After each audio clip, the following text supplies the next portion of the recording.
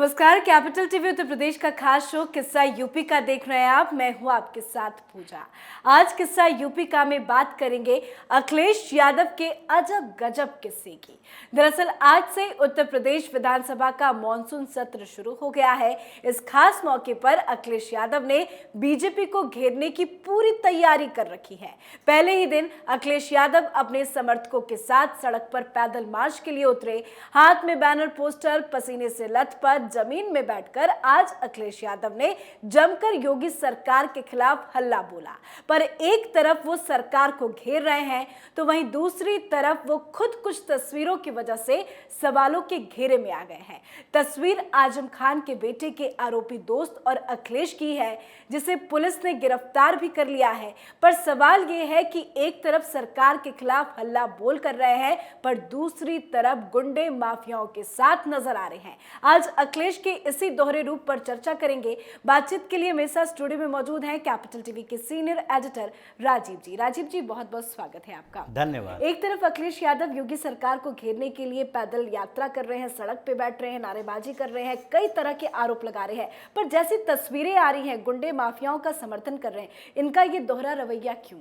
देखिए, अखिलेश यादव अभी की स्थिति में पूरी तरह से कंफ्यूज्ड हो गए हैं। उन्हें समझ में नहीं आ रहा है कि वो अगला स्टेप क्या उठाएं। एक तरफ वो प्रशासन के ऊपर, लॉ एंड ऑर्डर के ऊपर, योगी सरकार के खिलाफ भी आवाज़ उठाते हैं। दूसरी तरफ कुछ समय तक अपनी छवि सुधारने के लिए उन्होंने कुछ लोगों से दूरी बनाने की कोशिश की। उस दूरी बनाने की कोशिश में आजम खान भी थे। वो बार बार उनके ऊपर मुसलमानों ने, ये नहीं है कि जिसका समर्थन वो कर रहे हैं उन लोगों ने नहीं, यानी कि जो इनका सबसे बड़ा सपोर्टर है मुस्लिम वर्ग उत्तर प्रदेश का, उन लोगों ने ही आरोप लगाया था कि ये मुसलमानों के खिलाफ काम कर रहे हैं। आजम खान से मिलने तक नहीं गए। जो जेल में मिलने की बात हो रही थी, तो आजम खान से दूरी बनाने के पीछे की एक बड़ी वजह थी। वो वजह थी कि इनको लग रहा था कि Bharatiya Janata party law and order का सवाल हमेशा उठाती रहती है और उत्तर प्रदेश की जनता को सबसे जरूरी जो बात लगती है किसी सरकार के लिए, वो है कि शासन जो है वो सही तरीके से चले और गुंडे माफियाओं का राज खत्म हो।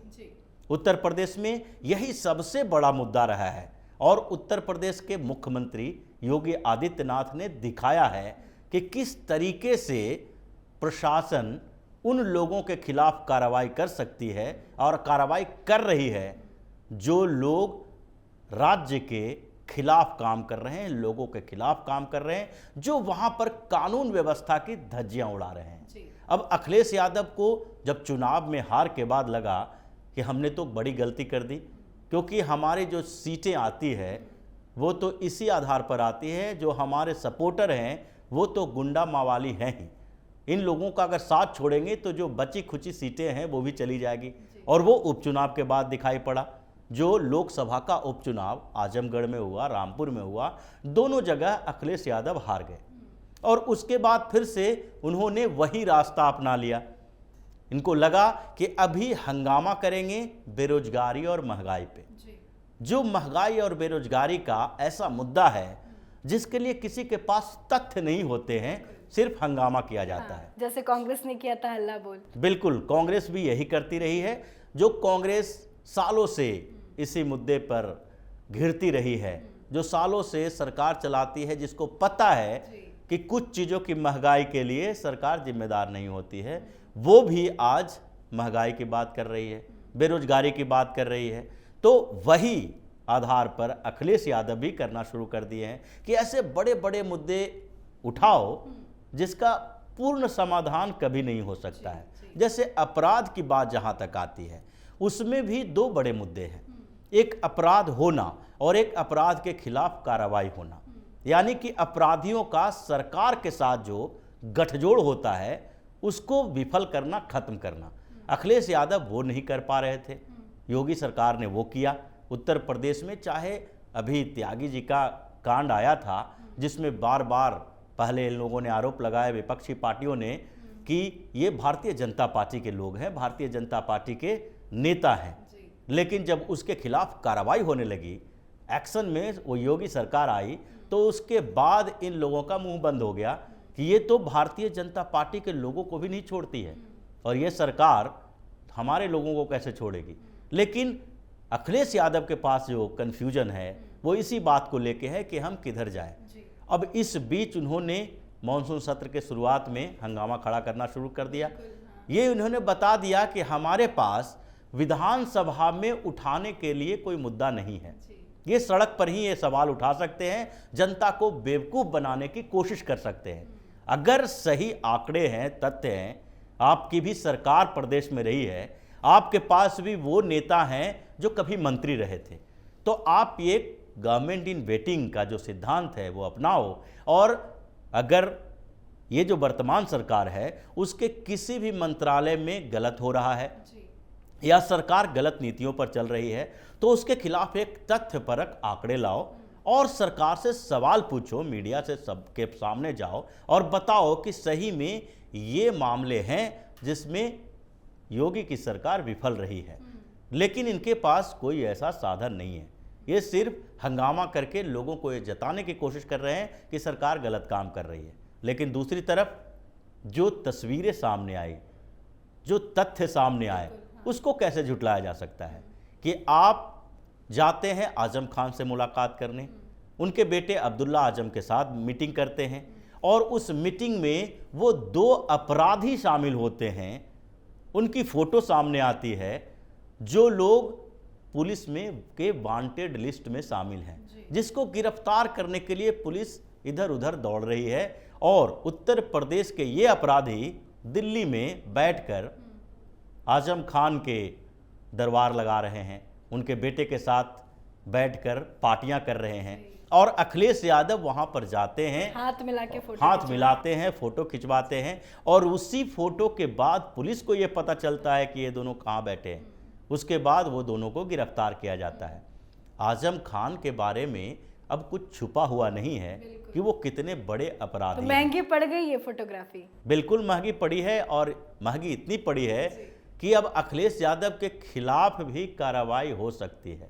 अखिलेश यादव से सवाल पूछे जा सकते हैं कि क्या आप इन लोगों को नहीं जानते थे या फिर अब्दुल्ला आजम को जानते थे, तो आप अब्दुल्ला आजम से सवाल करने के लिए बोलिए। भाई आप अगर कहीं जाते हैं, वहाँ पर किसी के साथ बैठक करते हैं तो आप कोई सामान्य व्यक्ति तो है नहीं, आपको पता होना चाहिए आप उत्तर प्रदेश के पूर्व मुख्यमंत्री हैं, आपको पता होना चाहिए कि आप किन लोगों से मिल रहे हैं। अगर सभा में, रैली में, मार्च के दौरान किसी के साथ होना एक अलग बात है, लेकिन बंद कमरे में अगर बैठक चल रही है तो उसमें अगर कोई गुंडा, मवाली, अपराधी, माफिया अगर आपके साथ है तो सवाल का जवाब तो आपको देना पड़ेगा। अगर सरकार नहीं सवाल करेगी तो जनता सवाल आपसे करेगी।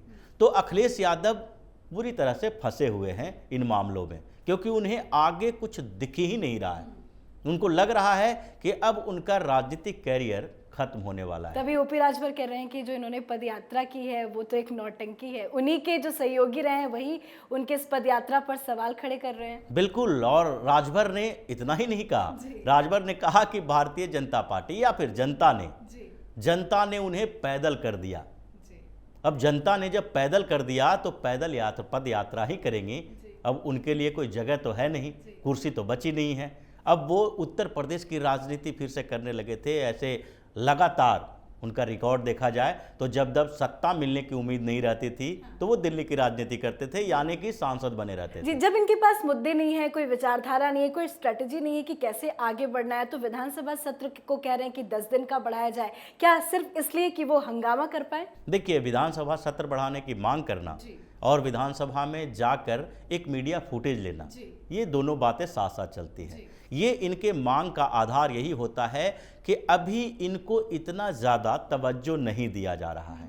अगर विधानसभा में हंगामा करते हैं, तोड़फोड़ करते हैं, बार बार अध्यक्ष को, विधानसभा स्पीकर को डिस्टर्ब करने की कोशिश करते हैं, क्योंकि पिछले सत्र में भी देखें, जितने भी सत्र अभी तक हुए हैं उसमें समाजवादी पार्टी की भूमिका आप देख सकते हैं कि कितने जेन्युइन सवाल उठाए गए, क्षेत्र विशेष को लेकर सवाल उठाए गए, कितने ऐसे सवाल उठाए गए कि किन जगहों पर विकास कम हो रहा है, किन जगहों पे गलत चीज़ें हो रही है, जिसके खिलाफ एक्शन लिया जाना चाहिए। विधानसभा या लोकसभा सत्र चलाने के पीछे एक बड़ा रीजन ये होता है कि सरकार अगर किन्हीं चीज़ों पर ध्यान नहीं दे पा रही है तो विपक्ष का काम है सरकार का ध्यान उधर करवाना।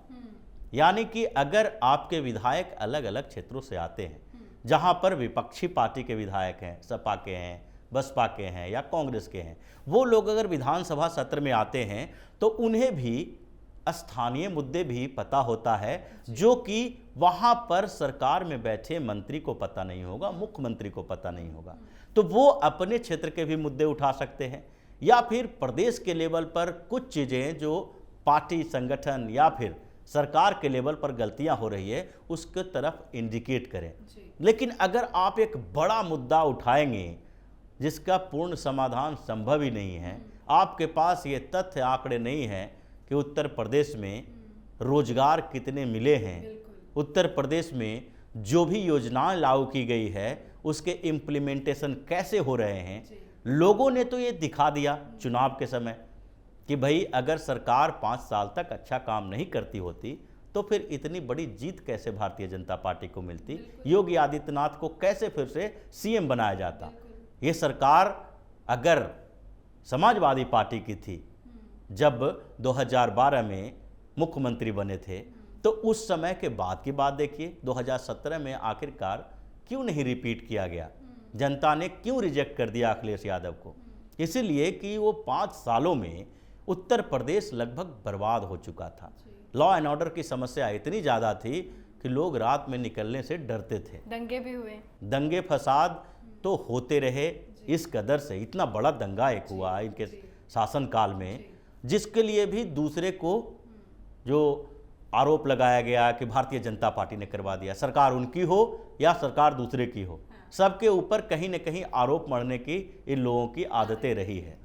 तो अभी भी ये लोग यही कर रहे हैं। और अभी जो अखिलेश यादव, ये अब्दुल्ला आजम की बात नहीं है, ये माना जा सकता है कि ये लोग अखिलेश यादव के करीबी हैं जिनको पुलिस ने गिरफ्तार किया है और जुआ खेलने के मामलों में गिरफ्तार किया है। इसके बाद अब ईडी भी इसकी जांच कर रही है, उन दोनों को गवाह बनाया जाने की बात की जा रही है। जो आजम खान, अब्दुल्ला आजम, इनके जो करोड़ों अरबों की प्रॉपर्टी है उस मामले में ये लोगों से भी पूछताछ हो रही है।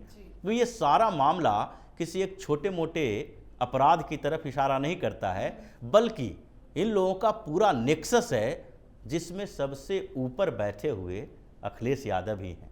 अब इनका जवाब इनको देना ही पड़ेगा। बहुत बहुत शुक्रिया समझाने के लिए। धन्यवाद।